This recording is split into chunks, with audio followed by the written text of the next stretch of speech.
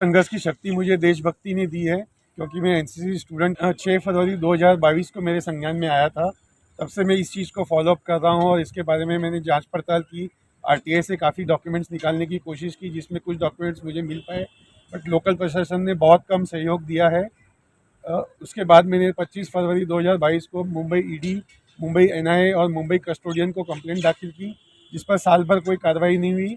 उससे निराश होकर फिर मैं दिल्ली आया और जनवरी से मैंने दिल्ली में ईडी ऑफिस, एनआईए ऑफिस और सीबीआई के चक्कर काटने शुरू किए, जहां से मुझे कुछ पॉजिटिव रिस्पांस मिला, जिसके लिए मैं सीबीआई और ईडी का धन्यवाद देता हूँ। से मैं इस बारे में ऐसे बताना चाहूँगा, 6 फरवरी 2022 को टाइम्स ऑफ इंडिया मुंबई में एक आर्टिकल आया था एनिमी प्रॉपर्टी के बारे में, जिसमें हाई कोर्ट ने किसी एक पर्टिकुलर प्रॉपर्टी जिसके मालिक ए कॉर्प हैं, जिनके मालिक के नाम है आनंद अग्रवाल, मोन्टू अग्रवाल, जॉर्डन परेरा, दिलेश शाह, राम प्रकाश अग्रवाल, इन लोगों के खिलाफ स्टे दिया था। उन लोगों को मैं पहले से जानता था। जब मुझे ये बात संज्ञान में आई, तब मैंने इसकी जांच पड़ताल शुरू की और तब मैंने पाया कि इसमें बहुत बड़ा घोटाला हुआ है, जो जिसमें देशद्रोह भी हुआ है और टेरर फंडिंग भी हुई है। पुख्ता सबूत हैं जो मेरी एक एनआईए में मीटिंग हुई थी उसमें भी बताया है, मेरी ईडी में दिल्ली में मीटिंग हुई थी उसमें भी बताया है, और जब भी मुझे मौका मिलेगा मैंने इस बारे में 2-3 दिन पहले ही प्रधानमंत्री जी को, अमित शाह जी को, डोवाल साहब को और बाकी उच्च अधिकारियों को कंप्लेन की है।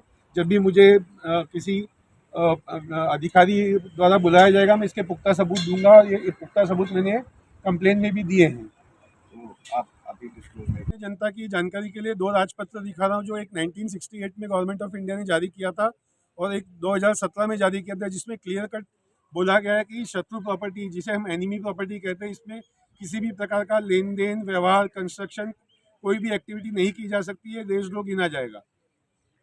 सर, मैं आपके पास एक और ध्यान आकर्षित करना चाहूँगा राम प्रसाद अग्रवाल के बारे में। एक यूएलसी अर्बन लैंड सीलिंग का बहुत बड़ा घोटाला हुआ था मुंबई में, जिसमें उनको सम्मन्स भी निकले थे और उनके ऊपर केस भी दर्ज है। और दूसरा एक डॉक्यूमेंट आपको दिखाना चाहूँगा इनकम टैक्स ऑफ इंडिया का, जिसमें इन्हीं लोगों के ऊपर रेड पड़ी थी अभी कुछ दिनों पहले, जिसमें 500 करोड़ रुपए की अघोषित संपत्ति डिक्लेयर की गई थी, जबकि वो 1500 करोड़ रुपए से ऊपर की थी। इन सब चीज़ों को दिखाकर मैं आपको ये बताना चाहता हूँ कि ये लोग हैबिचुअल ऑफेंडर्स हैं। ये लोग व्यापारी नहीं, देशद्रोही हैं, ये लोग टेररिस्ट हैं। विशेष डॉक्यूमेंट है जिसकी तरफ मैं आपका ध्यान आकर्षित करना चाहूँगा।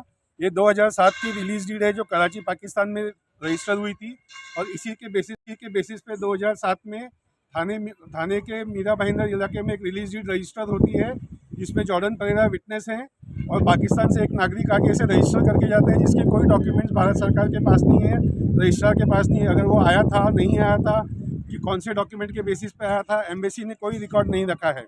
थाने में फिर से एक रिलीज डीड रजिस्टर्ड हुई, जिसमें जॉर्डन परेरा विटनेस के तौर पर मौजूद थे। मैं आपका ध्यान आकर्षित करना चाहूँगा, 1988 में एक पाकिस्तानी महिला थाने डिस्ट्रिक्ट भारत आती है और अपने बच्चों के, जो पाकिस्तानी बच्चे हैं, उनका नाम इस प्रॉपर्टी में दर्ज कराती है, जिसे म्यूटेशन एंट्री कहते हैं आप लोग यहाँ पे, और हमारे महाराष्ट्र में इसे फेरफार कहते हैं। ये आप डॉक्यूमेंट देख सकते हैं।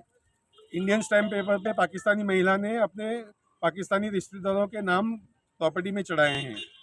पेज की लिस्ट है 55 डॉक्यूमेंट्स की, जो मैंने सभी एजेंसियों को और प्रधानमंत्री जी को सबमिट किए, जिसमें सारे पुख्ता सबूत हैं। विटनेस, एज अ विटनेस 2007 में उन्होंने एक सेल डीड में विटनेस किया था, जिसमें कराची पाकिस्तान की सेल डीड लगी थी, और 2022 में उनका कोर्ट में कहना है, और 2013 के डॉक्यूमेंट में भी उनका कहना है कि मुझे प्रॉपर्टी के बारे में पता नहीं था कि ये शत्रु प्रॉपर्टी है या एनिमी प्रॉपर्टी है।